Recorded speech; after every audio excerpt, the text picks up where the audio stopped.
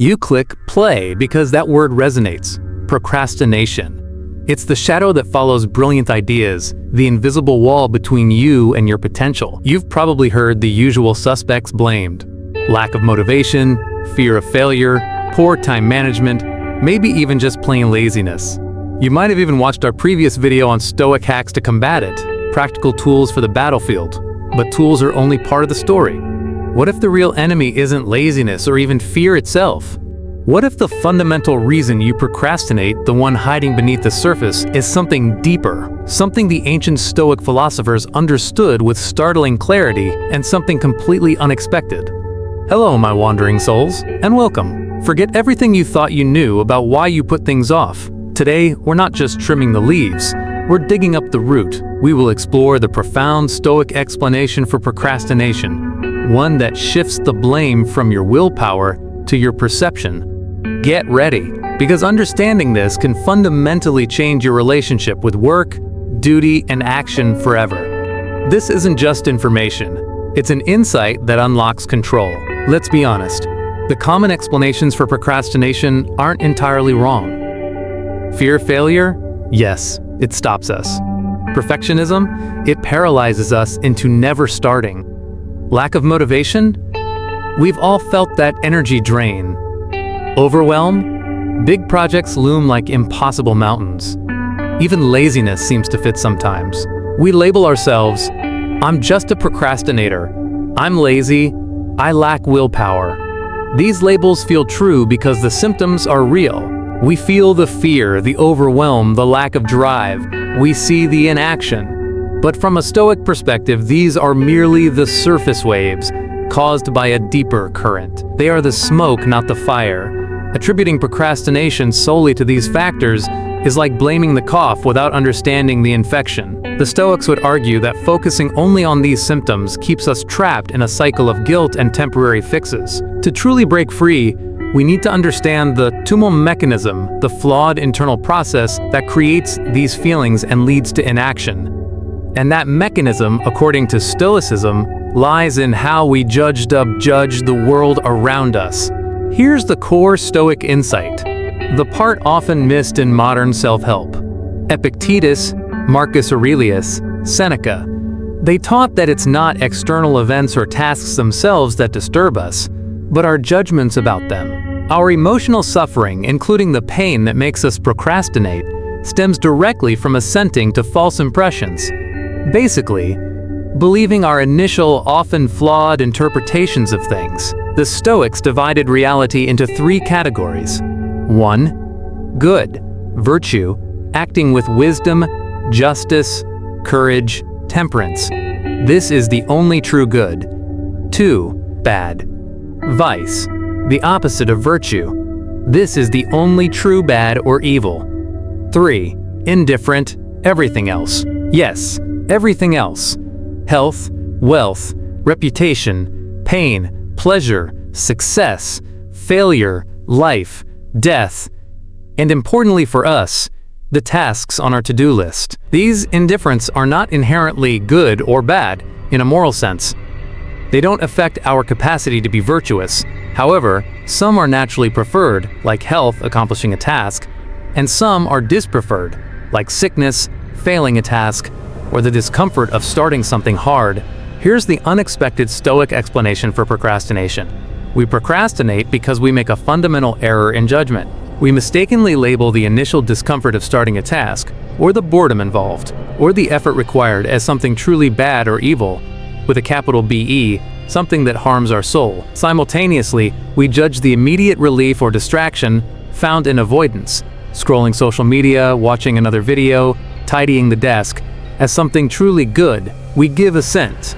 We agree with the initial, often automatic impression, doing this report feels bad, and we elevate that feeling to a moral judgment. We treat a mere dispreferred indifferent, the friction of starting, as if it were a genuine threat to our well-being. Building on this flawed judgment, Stoicism explains procrastination through our reactions, aversion and unnatural desire. Because we've wrongly judged the task's initial difficulty or boredom as bad, we develop an aversion to it.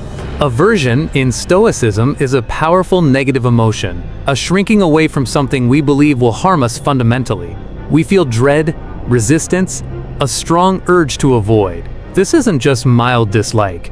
It's tied to that deep, flawed judgment that the task itself is somehow evil or detrimental to our core self. Simultaneously, because we judge the momentary escape of distraction as good, we develop a desire for it. But Seneca would argue this is an unnatural pleasure. The true natural pleasure comes from living in accordance with reason and virtue, which includes doing the work required of us. The pleasure of scrolling TikTok instead of writing your paper is fleeting, ultimately unsatisfying, and often followed by guilt, the hallmark of an unnatural pleasure stemming from a flawed judgment. So the cycle looks like this. We face a task. Our mind presents an impression. This will be uncomfortable/boring/hard. We incorrectly judge this discomfort as bad. This judgment creates the powerful emotion of aversion.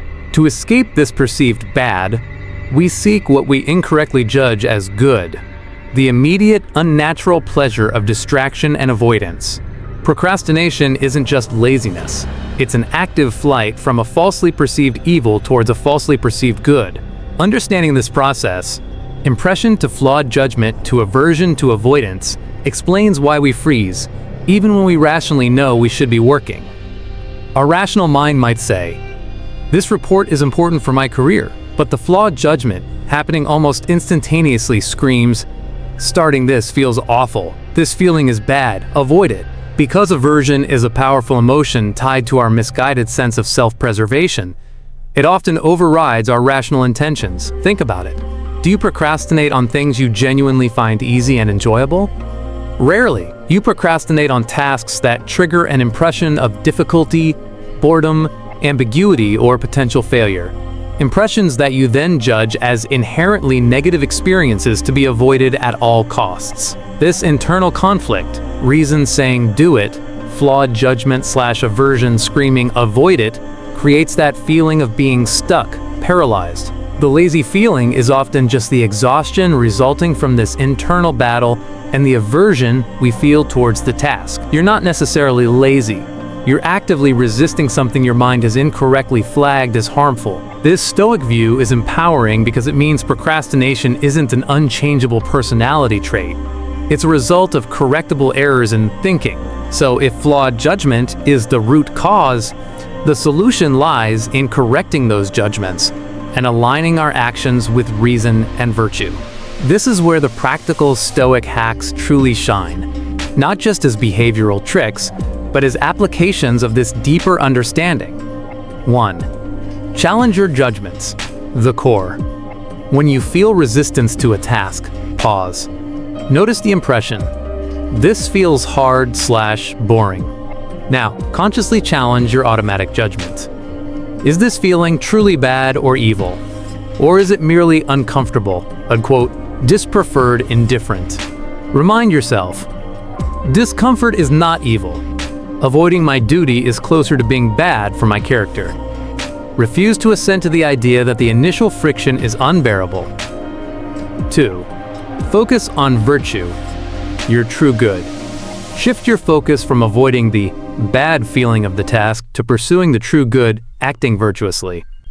Your goal isn't to feel good starting the task. Your goal is to act rationally, with discipline and purpose, because that is good.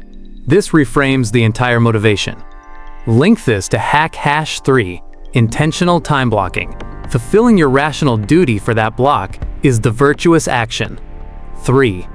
Embrace necessary discomfort, amor fati, and voluntary hardship. Accept that action, especially on important tasks, often involves initial discomfort. Use hack#5, amor fati, to accept this reality without resistance.